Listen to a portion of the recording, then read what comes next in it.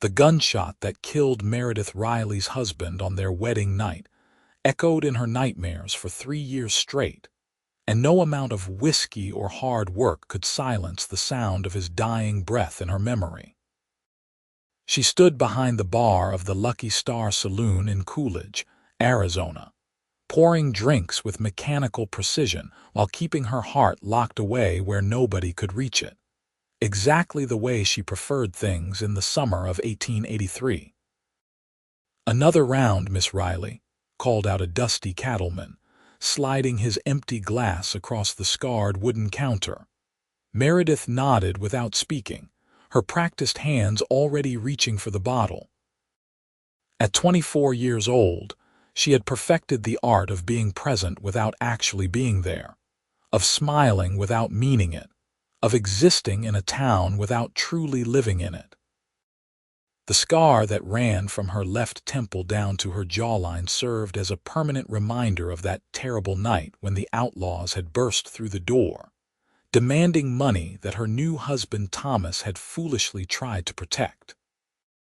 They had shot him dead, pistol-whipped her until she nearly died, and left her bleeding on the floor beside his cooling body. The people of Coolidge had been kind enough in the aftermath, in that peculiar way frontier folks had of providing charity while keeping their emotional distance. They gave her this job at the saloon, a small room upstairs and plenty of space to grieve. What they also gave her, though she never asked for it, were the whispers, the pitying looks, the well-meaning but devastating words from the local minister's wife, who had taken her hand one Sunday, and said with tears in her eyes that perhaps God had a reason for everything, that maybe Meredith was just too damaged now for the kind of life other women got to have, that some vessels got broken too badly to ever hold water again. Those words had burrowed deep into her soul and made a home there, settling in like permanent residence she could not evict no matter how hard she tried. The saloon doors swung open with a creak that cut through the rumble of conversation, and Meredith glanced up out of habit. The man who walked in was tall and broad-shouldered, with sun-darkened skin and eyes the color of good whiskey held up to lamplight. He wore dusty traveling clothes and carried himself with the easy confidence of someone who had faced down danger and lived to tell about it. His hat was pushed back on his head, revealing dark hair that needed a trim, and when his gaze swept the room and landed on her, something in Meredith's chest tightened uncomfortably. She looked away quickly, focusing on wiping down the already clean bar top. "Excuse me, miss," came a deep voice, warm as summer honey. "I'm looking for work. Heard there might be cattle operations around here that need hands." Meredith kept her eyes on the bar. Miller Ranch, 3 miles north, Sanderson Spread, 5 miles east, both usually hiring this time of year. "Much obliged." He did not move away, and she could feel his presence like heat from a cook stove. "You have a name?" "I have several," she said flatly. "None of them are your business." She heard rather than saw his smile and the slight exhale of breath that might have been amusement. "Fair enough." "I'm Tucker Sutton. Pleased to meet you anyway." When she finally looked up, he was tipping his hat to her with such genuine courtesy that it made something ache in her chest. Then he turned and left the saloon, the doors swinging in his wake, and Meredith told herself firmly that she felt nothing at all about his arrival or departure. Tucker Sutton turned out to be exactly what the Miller Ranch needed, or so the gossip went. Within a week, every woman in Coolidge knew that he was 26 years old, unmarried, skilled with horses, handy with repairs, respectful to everyone he met, and possessed of a smile that could make even the crustiest old-timers warm up to him. He came into the saloon every few days, always polite, always trying to strike up conversation with Meredith, and always getting approximately nowhere. "You are a hard woman to get to know," he said one evening in late August, leaning against the bar with his hat in his hands. Then stop trying, Meredith replied, not looking at him as she inventoried bottles. Can't seem to manage that. Try harder. He was quiet for a moment, and she made the mistake of glancing at him. His expression was thoughtful, not offended, which somehow made it worse. Did someone hurt you real bad, or do you just naturally dislike cowboys? The question was so direct, so stripped of pretense, that Meredith felt her carefully constructed walls shake. Both, she said before she could stop herself. Tucker nodded slowly, as if she had confirmed something he already suspected. Well, I am sorry for whatever happened, and I am sorry if my attention makes you uncomfortable. That is not my intention.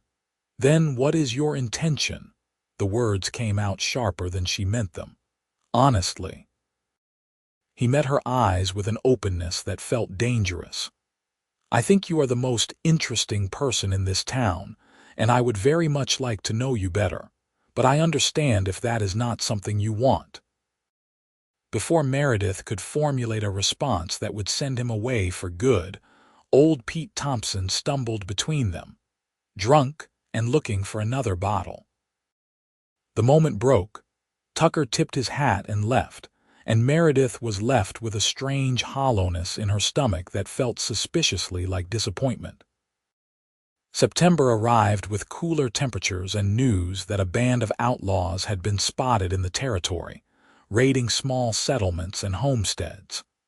The sheriff increased patrols, and people began talking nervously about the old days when Coolidge had been rougher, more dangerous. Meredith heard it all with half an ear, more concerned with keeping the saloon running and her own demons at bay. It was Tucker who noticed when things started to go wrong. She was walking back to the saloon from the general store one afternoon, arms full of supplies, when three men she did not recognize stepped out from between buildings. They had the look of drifters, hard-eyed and hungry, and the way they spread out to block her path made her heart start hammering against her ribs. "Well now," said the one in the middle, grinning with tobacco-stained teeth. "Ain't you a pretty thing, scar and all?" Meredith's blood went cold. Her arms tightened around the supplies, even as her mind raced through options. The street was not empty, but people in frontier towns had learned to mind their own business when trouble started brewing. "Leave me alone," she said, voice steady despite the fear crawling up her throat. "Now that ain't friendly," another one said, moving closer. "We are just looking for some company. Maybe you could show us around town." The memory of that night 3 years ago crashed over her like a wave. Different men, same kind of threat, same feeling of helplessness rising up to swallow her whole. Her vision started to narrow, her breathing to quicken. The lady said to leave her alone. Tucker's voice cut through the panic like a knife through butter. He materialized beside her, and though his tone was calm, there was something absolutely unyielding in it. His hand rested casually on his hip, near where his gun belt sat. The three men reassessed immediately, exchanging glances. Tucker was bigger than any of them, and he had the look of someone who knew exactly how to use the weapon he carried. "Did not mean no harm," the leader muttered, already backing away. "Just being friendly." "Be friendly somewhere else," Tucker said, still in that same unnervingly calm voice.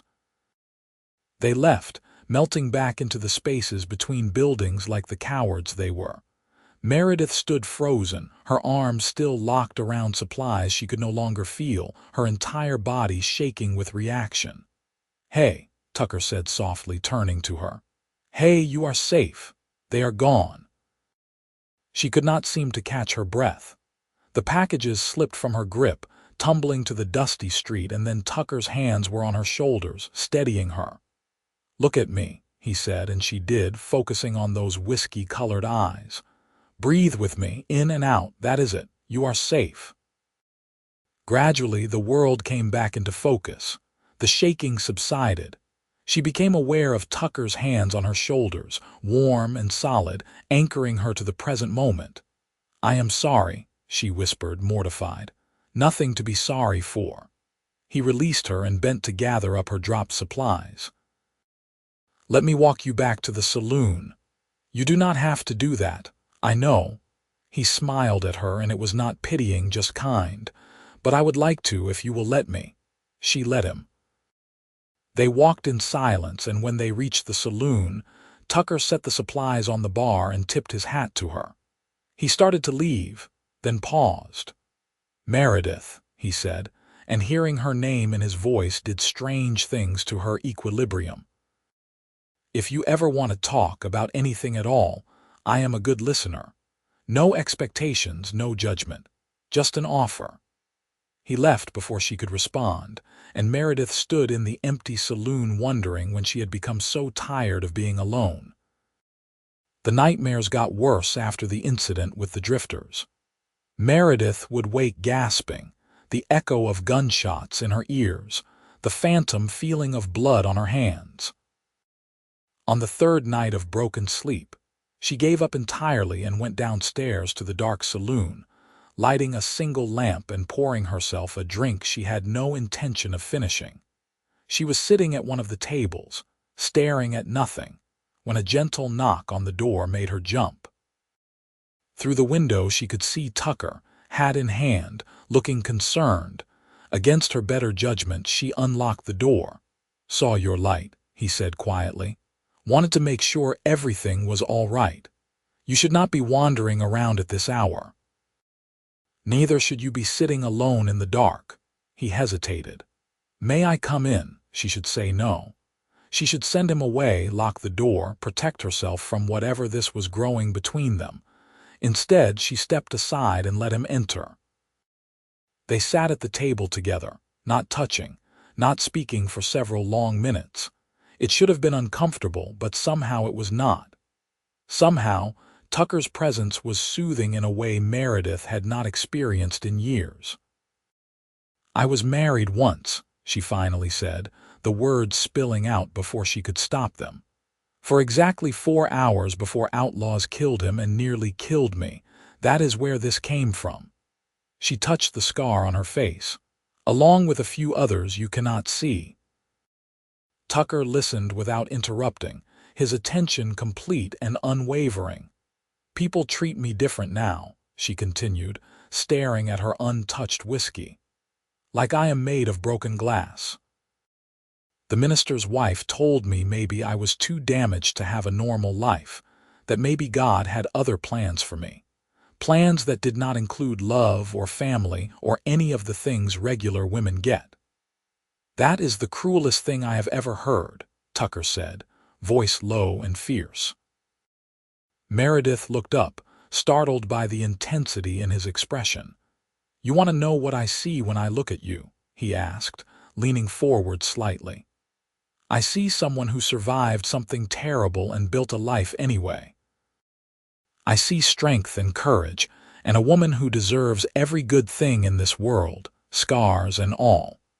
If you are broken, then I will love the broken pieces too, because they are part of what makes you who you are." The words hung in the air between them, and Meredith felt something crack open inside her chest, something she had kept sealed tight for 3 long years. "You do not even know me," she whispered, but her voice shook. "Then let me know you." Tucker's hand moved across the table, palm up, an offering with no pressure. "Let me prove that not every man is going to hurt you. Let me show you that you deserve to be loved exactly as you are." Meredith looked at his hand for a long moment, this simple gesture that felt like the most significant decision of her life. Then, slowly, she placed her hand in his. His fingers closed around hers, warm and careful, and for the first time since that terrible night, Meredith allowed herself to hope. The courtship that followed was unlike anything Coolidge had seen before, mostly because it was conducted at Meredith's pace, with Tucker respecting every boundary she set while making his intentions absolutely clear. He would stop by the saloon during her breaks, bringing her wildflowers he picked on the range or interesting rocks he found, while mending fences. He told her stories about growing up in Texas, about the horses he had trained, about his dreams of having his own small ranch someday. In return, Meredith found herself gradually opening up, sharing pieces of herself she thought she had lost forever. She told him about her childhood in Missouri, about how she had met her first husband at a church social, about the joy she had felt on her wedding day before it all turned to ash. Tucker listened to all of it, never flinching, never pulling away. "Does it bother you?" she asked one cool October evening as they sat on the saloon's back porch, watching the sun paint the desert in shades of orange and gold. "That I was married before, that I still have nightmares about it." "The only thing that bothers me," Tucker said seriously, "is that you went through it at all. But the fact that you were married before, that you loved someone before me, that does not diminish what we have. And the nightmares, well, those are just proof that you are human. They will get better with time, I think, especially if you do not have to face them alone." Meredith leaned her head on his shoulder, a gesture that would have been unthinkable 2 months ago, and felt his arm come around her waist. They sat like that until the stars came out, and for the first time since Thomas died, Meredith felt at peace. Not everything was smooth sailing. There were days when the old fears rose up, and Meredith found herself pushing Tucker away, testing him to see if he would leave like some part of her still believed he inevitably would. There were moments when seeing him with his gun belt on would send her spiraling back to that night, and she would have to excuse herself until she could breathe normally again. Tucker weathered all of it with patient understanding. When she pushed, he gave her space but made it clear he was not going anywhere. When she panicked, he talked her through it without making her feel weak or broken. Slowly, Meredith began to understand that this was what real love looked like. Not the whirlwind romance she had experienced before, but something steadier, deeper, built on respect and genuine care. November brought unexpected trouble in the form of the outlaws who had been terrorizing the territory.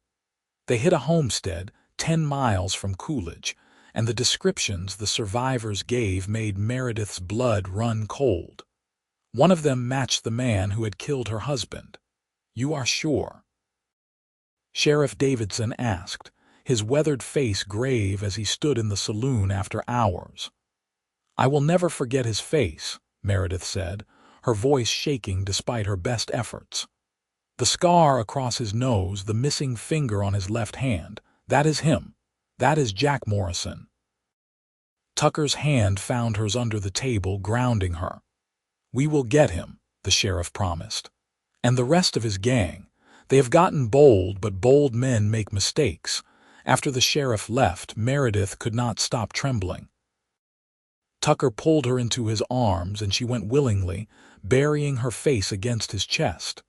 "I thought I was past this," she said, frustrated tears burning her eyes. "I thought I was getting better." "You are getting better," Tucker said firmly, his hand stroking her hair.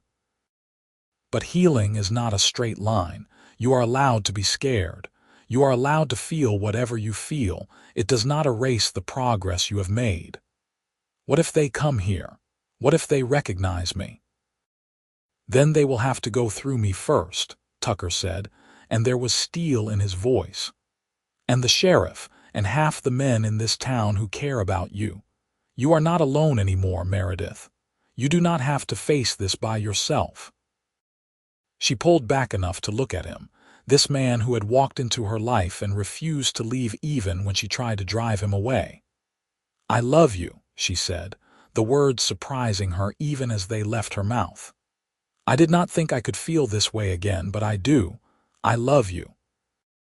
Tucker's face transformed, joy breaking across it like sunrise. "I love you too," he said, cupping her scarred face in his hands with such tenderness it made her ache. "I have loved you since the first moment I saw you, and I will love you until my last breath." When he kissed her, it was gentle and careful, asking permission with every movement.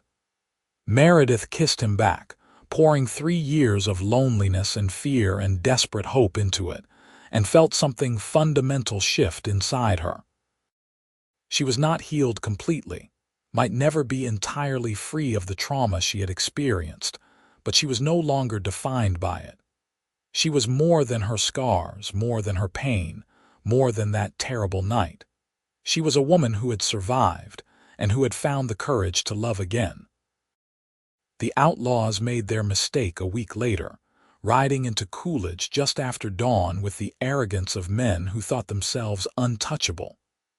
They had not counted on the sheriff being ready for them, or on the townspeople who had been watching and waiting. The gunfight that erupted was brief and decisive, and when the dust settled, 3 of the outlaws were dead and 2 were in custody. Jack Morrison was one of the dead. Meredith heard the news from Tucker, who came to find her at the saloon still wearing his gun belt, his face serious. "It is over," he said simply. "Morrison is dead.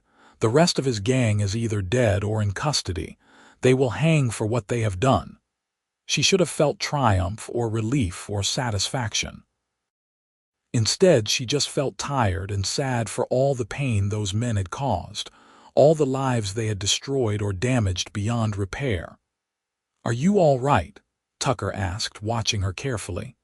"I think so," Meredith said slowly. "I thought I would feel different knowing he was dead. But he is just gone, and Thomas is still gone, and nothing really changes except that maybe other people are safer now." "That matters," Tucker said. "You matter. What happened to you mattered, and getting justice for it matters." "I know." She reached for his hand. "I just want to move forward now. I want to focus on living instead of surviving." Tucker smiled, that warm, beautiful smile that had been breaking down her walls since the day they met. "I think I can help with that." He dropped to one knee right there in the empty saloon, pulling a simple gold band from his pocket. "Meredith Riley, I know you have been married before, and I know that ended in tragedy.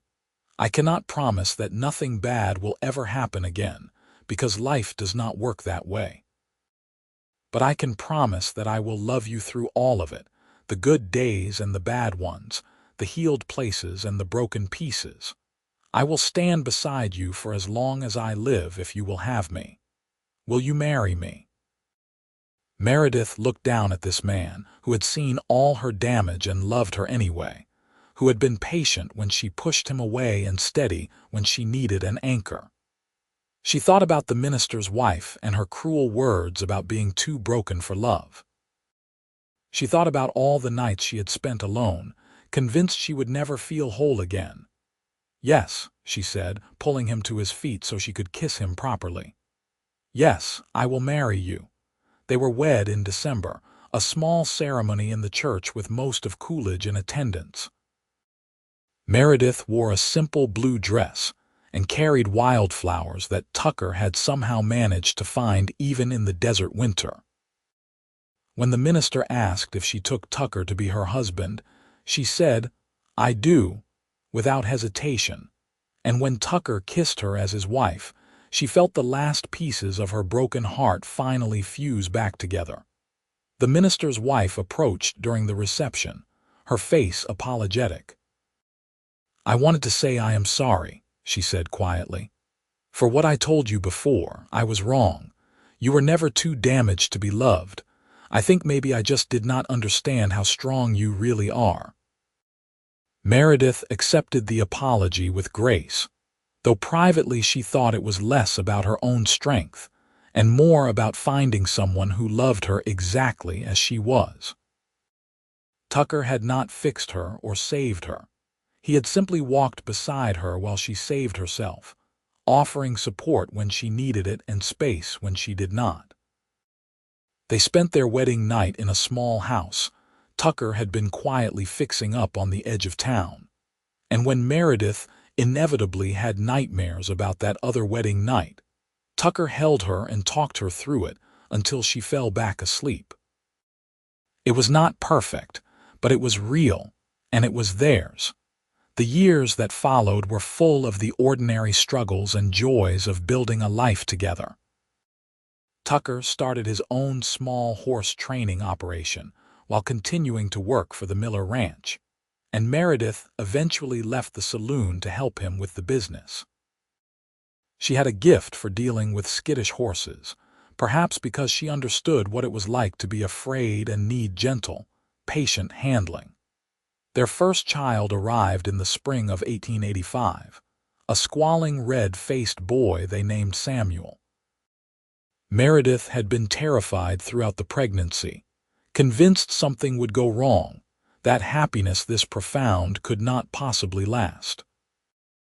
Tucker had been rock steady through all of it, and when he placed their son in her arms for the first time, she finally believed that maybe she deserved this after all.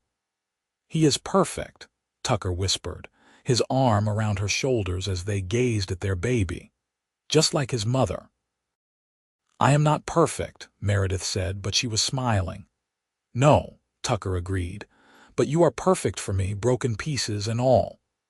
Samuel was followed by a daughter 2 years later, Emma, and then another son, James, 2 years after that. The house Tucker had bought grew crowded and loud with children, and Meredith learned that she was capable of more love than she had ever imagined.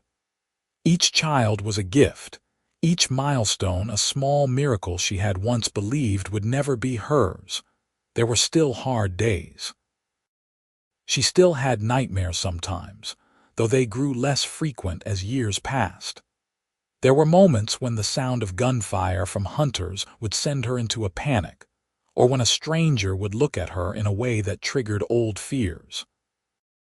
But Tucker was always there, patient and understanding, reminding her that she was safe, that she was loved, that her past did not define her future.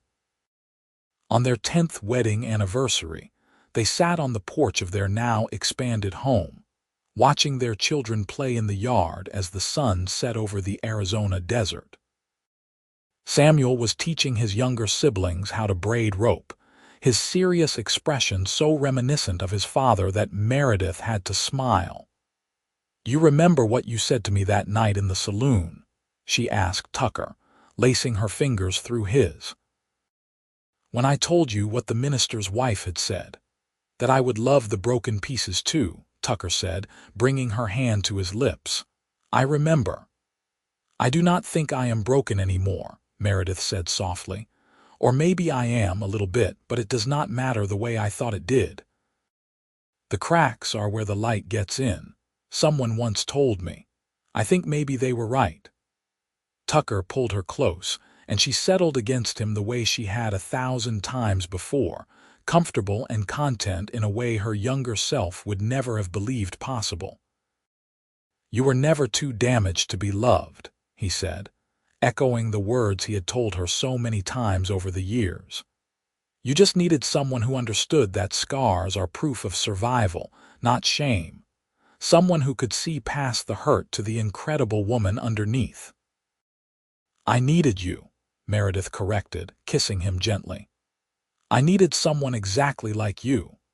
As the stars began to emerge in the darkening sky, their children's laughter floating on the evening breeze, Meredith reflected on the journey that had brought her here. From that terrible night that had nearly destroyed her, through the long years of loneliness and fear, to this moment of profound peace and happiness. She thought about all the times she had been told she was too broken to have a normal life, all the people who had looked at her with pity instead of possibility. They had all been wrong. Tucker had seen the truth that first day in the saloon, that she was not broken beyond repair, just wounded and weary. He had understood instinctively what she needed, which was not someone to fix her or save her, but someone to love her while she healed herself. He had given her time, space, patience, and unwavering devotion, and in return she had given him her heart, carefully and completely. Their marriage was not perfect. They argued sometimes about money or how to raise the children or whose turn it was to check on the horses. Tucker could be stubborn, and Meredith still struggled with letting people get too close. But underneath all of that was a foundation of deep respect and genuine affection that made the hard times manageable and the good times extraordinary. The children eventually tired of their game and came running to the porch, demanding attention and bedtime stories. Tucker scooped up Emma while Samuel and James climbed onto Meredith's lap, and together they went inside to begin the nightly routine of baths and books and tucking in. These were the moments Meredith treasured most, the ordinary, everyday intimacy of family life that she had been told she would never have. After the children were asleep, she and Tucker returned to the porch, neither one ready to end the evening just yet. The desert night was cool and clear, stars scattered across the sky like diamonds on velvet. "I got a letter from the Martins today," Tucker said, referring to a couple in town who had recently lost their daughter in a riding accident. "They are struggling. I thought maybe we could bring them a meal tomorrow, let them know they are not alone." "That is a good idea," Meredith said, her heart swelling with love for this man who always thought of others. "Maybe Emma can help me bake something. She has been wanting to learn." They talked quietly about their plans for the next day, the work that needed to be done, the small concerns and joys of their daily lives. It was not dramatic or earth-shattering, this comfortable domesticity, but it was exactly what Meredith had needed all along. She had been through fire and survived, had learned that she was stronger than she knew, and had found someone who celebrated that strength instead of being threatened by it. "You ever regret it?" she asked Tucker as they prepared for bed later that night. "Taking on a woman with so much baggage. Your life would have been simpler if you had fallen for someone else." Tucker paused in unbuttoning his shirt to look at her seriously. "I have never regretted one single moment with you," he said. "Not your nightmares or your fears or the days when you push me away because you are scared. All of that is part of who you are, and I love who you are. Besides," he added with a slight grin, "simple is boring. I will take complicated and wonderful over simple and forgettable any day." Meredith crossed the room to wrap her arms around him, resting her head against his chest to hear his heartbeat, steady and strong. "I love you," she said, "more than I can ever properly express." "I know," Tucker said, his arms coming around her, "and I love you right back, broken pieces and all." The years continued to pass, marked by the milestones of their growing children and the deepening of their own bond. Samuel grew into a thoughtful young man with his father's skill with horses and his mother's quiet strength. Emma inherited Meredith's fierce independence and Tucker's warm heart, becoming a force to be reckoned with. James was the family's peacemaker, gentle-natured and wise beyond his years.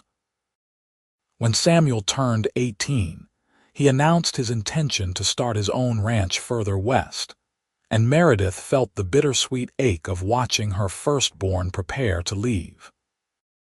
Tucker helped him plan and prepare, and on the day Samuel finally departed with their blessing and enough supplies to get started, Meredith cried in her husband's arms. "He will be fine," Tucker assured her. "We raised him right. He knows how to work hard and treat people well. He will make us proud."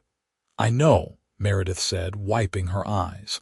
"I just remember being 18 and thinking I knew everything and then learning how hard life could really be." "But he has something you did not have back then," Tucker pointed out. "He has us. He knows he can always come home if he needs to. He knows he is loved unconditionally. That makes all the difference." Emma followed her own path, becoming a teacher in Coolidge and eventually marrying a kind young man who worked at the bank. James stayed close to home, taking over more of the horse training business as Tucker's joints began to ache with age. Meredith's hair turned silver, and the scar on her face faded to a thin white line that she no longer tried to hide. She had earned that scar, survived it, and built a beautiful life despite it. It was part of her story, but it was not the whole story. On their 25th wedding anniversary, their children and grandchildren gathered at the house for a celebration. Meredith looked around the crowded room at the family they had created. This legacy of love built on the foundation of patience and acceptance, and felt overwhelming gratitude. Tucker found her standing by the window, watching the sunset paint the desert in shades of fire and gold. He slipped his arm around her waist, and she leaned into him automatically, this gesture so familiar it was like breathing. 25 years, he said softly. Best decision I ever made, walking into that saloon and refusing to give up on you. Best decision I ever made, letting you love me, Meredith replied, turning to kiss him. Even when I was terrified, especially when I was terrified. They stood together as the sun disappeared below the horizon, surrounded by family and filled with the kind of contentment that comes from a life well lived. Meredith thought about the young woman she had been, broken and alone and convinced she was too damaged to ever be whole again. She wished she could go back and tell that woman that healing was possible, that love was possible, that the broken pieces could be put back together in ways that were even more beautiful than the original. But that young woman could not have heard it, not really. She had needed to live it, to experience it firsthand through Tucker's patient devotion and her own hard-won courage. The journey had been long and difficult, but it had been worth every painful step. As the years turned into decades, Meredith and Tucker grew old together with grace and humor. They celebrated births and mourned deaths, weathered droughts and celebrated good fortune. Their love, forged in the fire of trauma and patience, proved resilient enough to carry them through whatever life brought their way. When Tucker's health began to fail in their later years, Meredith nursed him with the same devotion he had shown her through all her difficult moments. She held his hand through the pain, told him stories of their life together, and reminded him daily how much he was loved. "I am not afraid," he told her one evening, his voice weak but content. "I have lived a full life, loved a remarkable woman, raised good children. I have no regrets." "You better not be saying goodbye yet," Meredith said fiercely, though her eyes were wet. "We still have time." "Always making plans," Tucker said with a faint smile. "That is my girl." But they both knew the end was approaching, and Meredith found herself reflecting on all the years they had shared. She had been given a second chance at love, at life, at happiness, and she had seized it with both hands despite her fear. Tucker had shown her that being damaged did not mean being unlovable, that scars were simply proof of survival, that the broken pieces could become something even more precious than they had been before. When Tucker finally passed peacefully in his sleep, Meredith grieved deeply but without the shattering despair she had experienced losing her first husband. This grief was different, softer around the edges, because Tucker had not been stolen from her. They had been given decades together, had built a life and family, had loved each other completely until the very end. She was sad, but she was not broken. Their children and grandchildren rallied around her, providing the same kind of patient, loving support Tucker had shown her so many years ago. They understood that she needed to grieve in her own time, in her own way, and they gave her space while making sure she knew she was not alone. Meredith lived several more years after Tucker's death, watching her grandchildren grow and begin families of their own.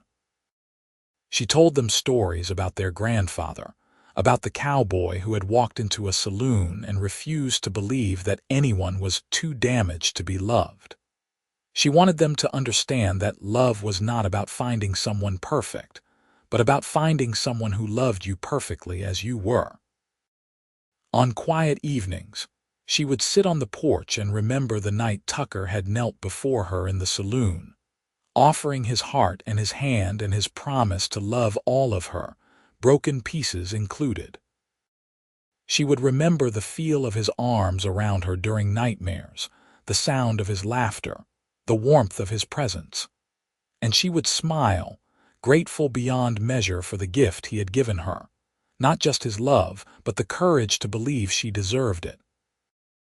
When Meredith finally passed peacefully in her sleep, surrounded by family, her last thoughts were of Tucker waiting for her, that warm smile on his face, arms open to welcome her home. She had lived a long, full, beautiful life, proof that damage was not destiny, that broken pieces could be loved, and that sometimes the best love stories were the ones that started with someone brave enough to say, "I will love you anyway, exactly as you are." Her grandchildren found letters she had written to each of them, words of wisdom earned through hard experience. To the ones who struggled, who felt broken or damaged or unworthy of love, she wrote, "You are more than your worst moments. You are more than your scars. You are worthy of love, deep and true and patient. Do not settle for less. Do not believe anyone who tells you otherwise. And when someone comes along who sees all of you and loves you anyway, be brave enough to let them. It might be the scariest thing you ever do, but I promise you it will be worth it." The family gathered for her funeral on a clear Arizona day, 3 generations united in grief and love and gratitude for the woman who had taught them all about resilience and second chances. They buried her next to Tucker in the small cemetery outside Coolidge, and on her headstone they inscribed words that summed up her life and legacy.